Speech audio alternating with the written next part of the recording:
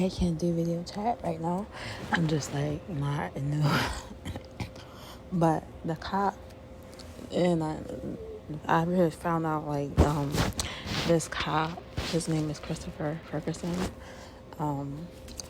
He's a Tennessee cop. He actually came over to my friend's house looking for me, like asking about me and stuff, like about my situation.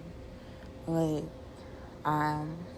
he doesn't understand, like, I came from another state and I'm out here struggling, homeless. Or doesn't know my situation, but my friend was like, she's not doing nothing bad. She's just trying to find a place. And I'm trying to find somewhere, apartment to live and get on my feet. And it's difficult. Like, it's really, really difficult for me.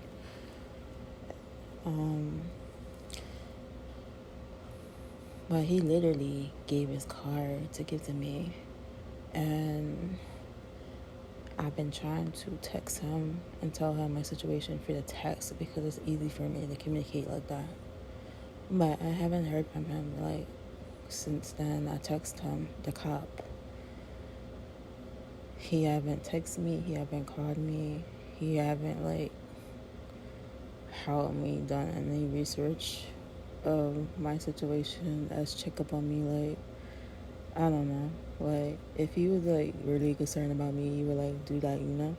That's how I feel. Like, if he's, like, ignoring my text message, I don't know what the problem is with him.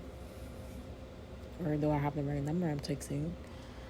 I have to check on my on the card, but he did give me his cell number, his phone number, and stuff like that.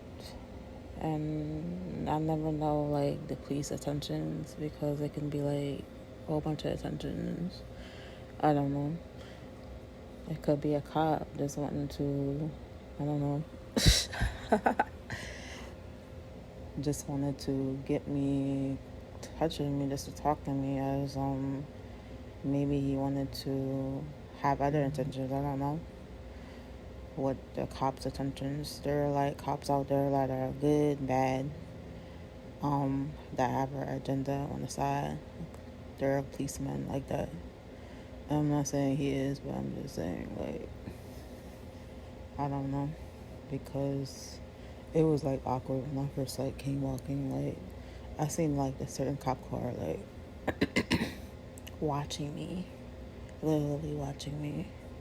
And I don't know if it was him because it's like, their windows are tinted out. There's policemen, their cop cars, and you can't really see inside of who it was.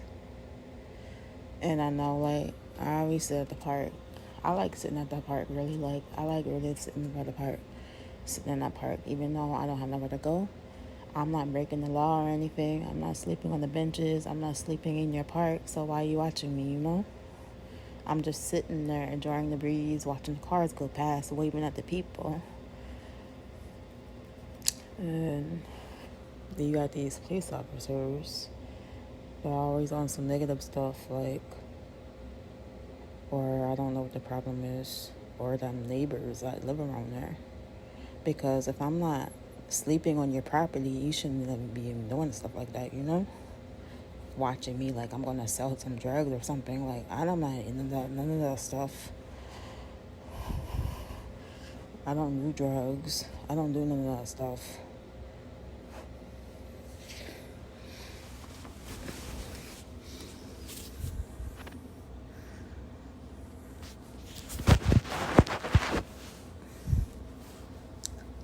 But I'm just telling you, like, the experiences of what I've been going through when I'm in this town of stuff. Like, it was crazy.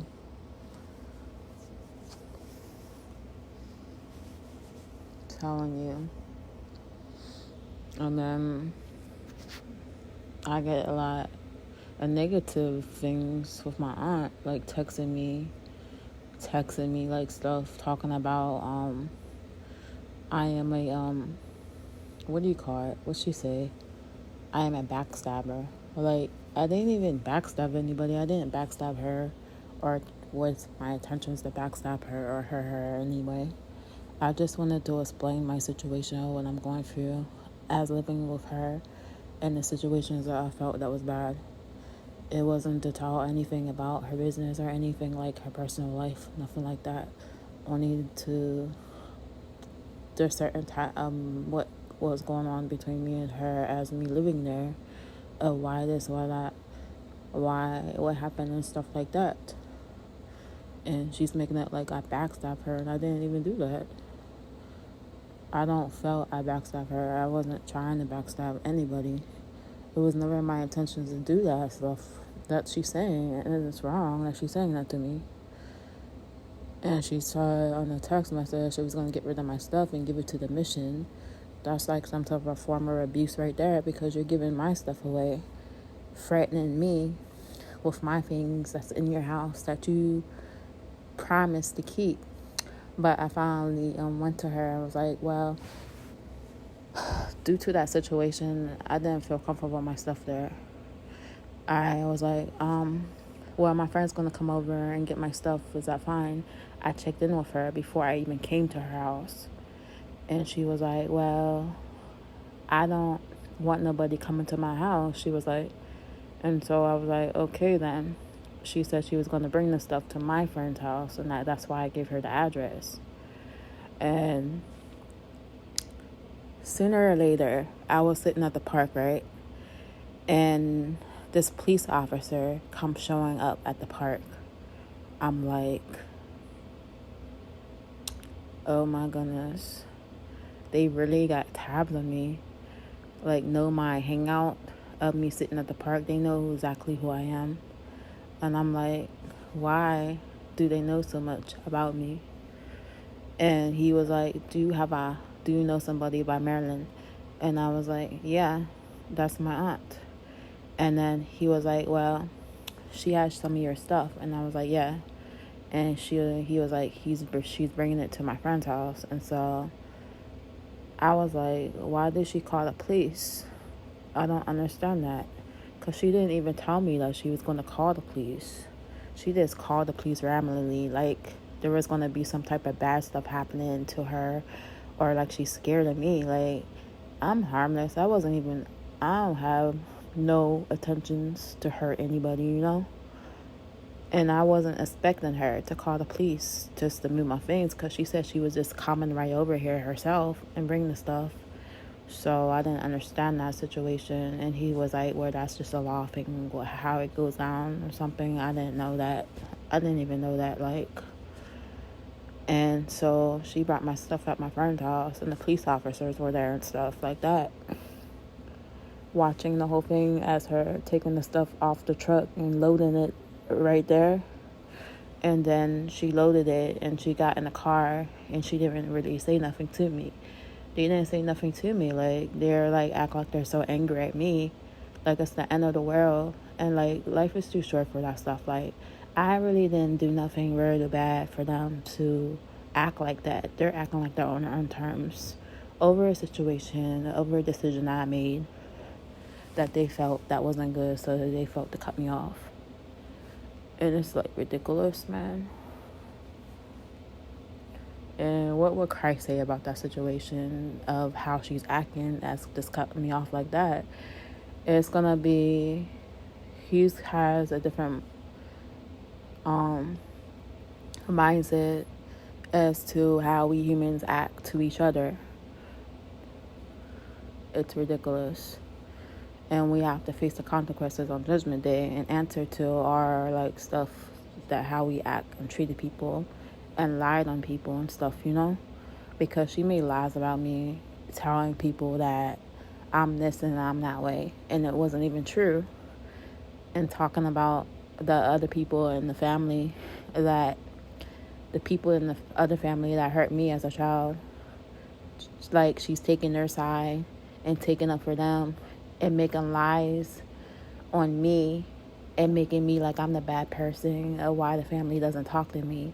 And the family done nothing to me, but just hurt me. I've been through like a lot of stuff growing up with them. And I didn't do anything bad to be treated like that.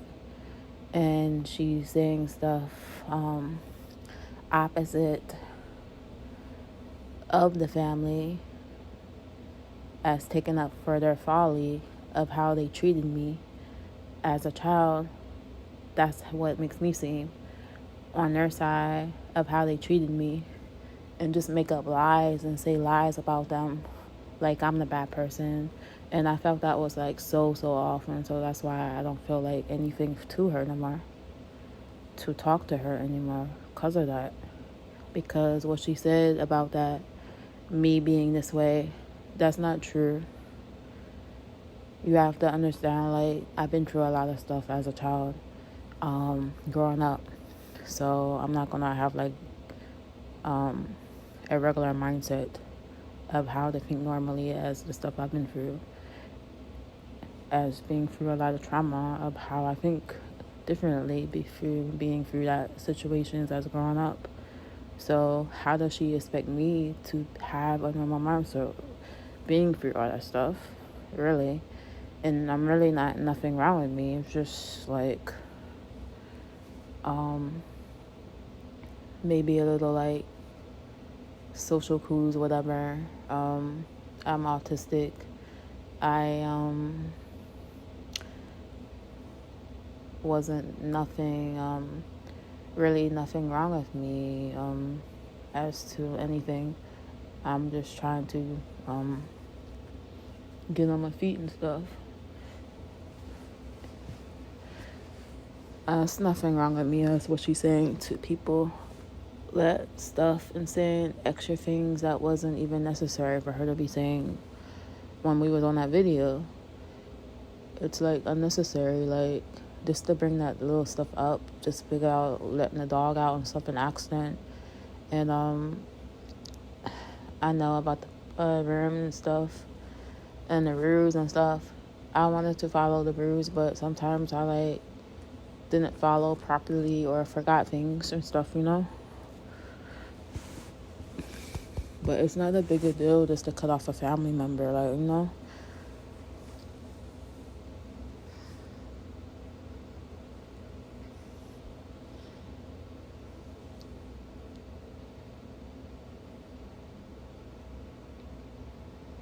And I don't know why the police officer, he was saying that's the law, whatever.